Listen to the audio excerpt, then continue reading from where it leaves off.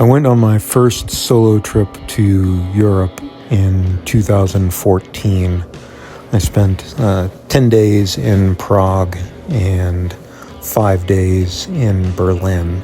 And I had scheduled the trip specifically kind of around the Berlin Tattoo Convention and an appointment I had there to get a portion of my leg tattooed by a friend of mine's husband, Zombie Mattsson, who owns Zombie Tattoo in Helsinki, Finland. His wife, Sarah, and I had been friends for many years, but we'd never met.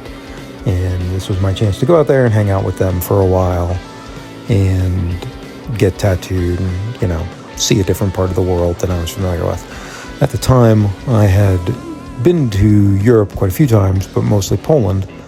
And when I had been in Poland, I had always been with my partner, who was Polish, and therefore I never really struggled linguistically with, being out of place, not knowing the local language. She was always there to kind of cover for my relative ignorance in that regard. And so when I went to Prague, it was kind of okay because Prague is a fairly big tourist town, and I didn't have much in the way of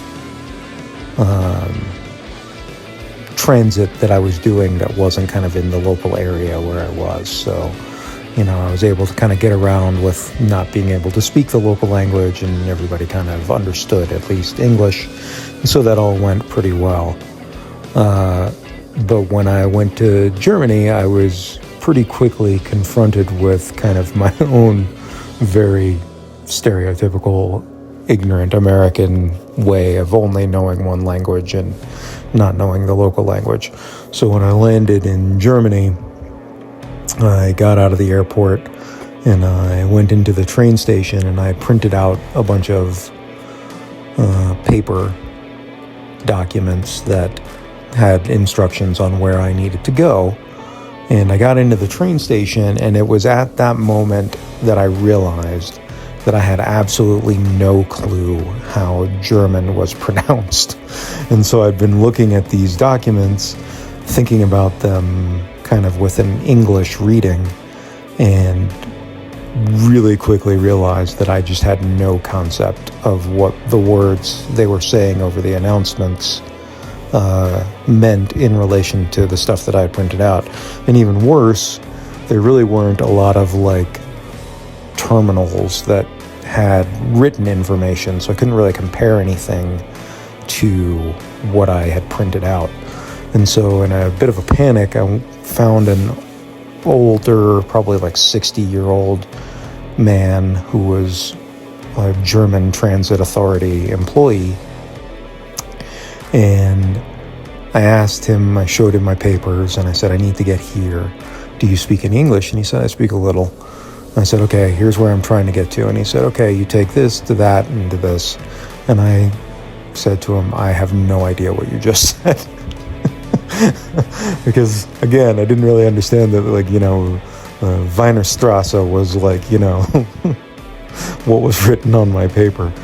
And so this little old German man got with me onto 2 trains that had transfers, and he took me my entire way from where I had landed, in the train station, to where I needed to get off for my Airbnb.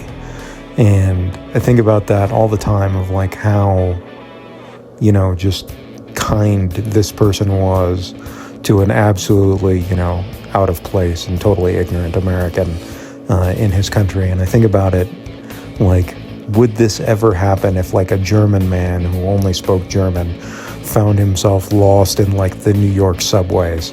It just seems absolutely implausible in kind of the inverse scenario.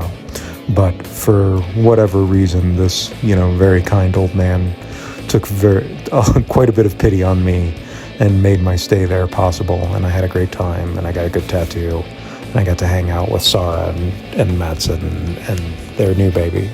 So it all worked out really well, but it's still kind of baffling to think about. That's all.